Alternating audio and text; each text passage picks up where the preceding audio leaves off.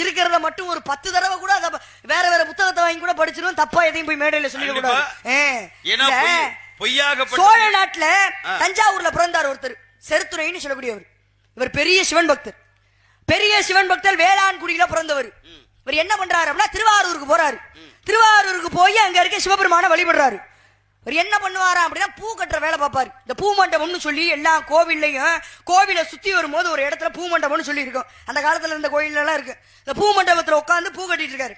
கலச்சிங்கர்னு சொல்லக்கூடிய காஞ்சிபுரத்தை ஆட்சி புரிஞ்சு கொண்ட மன்னர் வராரு அந்த கோவிலுக்கு. அந்த மன்னர் அவங்க பொண்டாட்டியும் வராங்க, அவங்களோட மனைவியும் பட்டத்து ராணி இளவரசியும் அவரும் வராங்க. 2 பேருமே போய் கருவறைக்குள்ள சாமி கும்பிட்டு வராங்க. அந்த மன்னர் அவங்களோட மனைவியும் சாமி கும்பிட்டு வராங்க. சாமி கும்பிட்டு இந்த அம்மா என்ன பண்ணுது அப்படின்னா கோயில வளம் வருது. இந்த கோவில வளம் வந்தோட அந்த பூ மண்டபத்துக்கிட்ட கீழே ஒரு பூ கிடக்கு.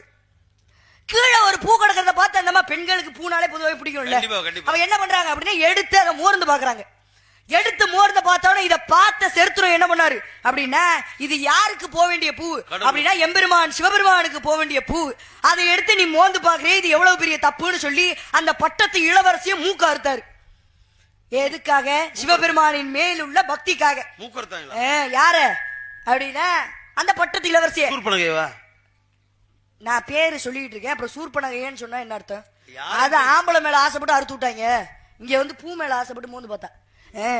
அப்ப மலர் மீது ஆசைப்பட்டு முகர்ந்து பார்த்தனால என்ன பண்ணாரு அப்படின்னா செருத்துரை என்றவரு அந்த பெண்ணோட மூக்க அறுத்தாரு.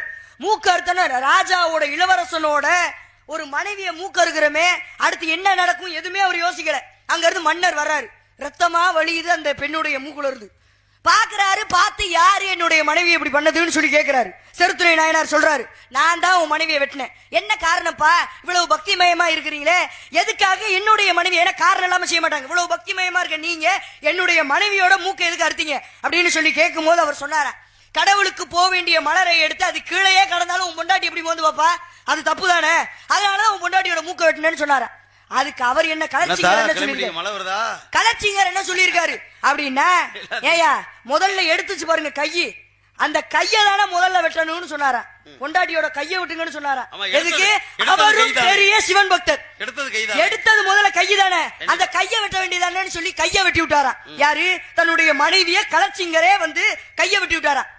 இதெல்லாம் பார்த்துட்டு என் மேல உள்ள பக்தினால அப்படி பண்றீங்கன்னு சொல்லி சிவபெருமானை நேரடியாக வந்து காட்சி கொடுத்து, இவங்க 63 நாயன்மார்ல 2 பேர், ஒன்னு செருத்துரை நாயனார், இன்னொன்று கலர்சிங்கர் நாயனார், தன்னுடைய மனைவி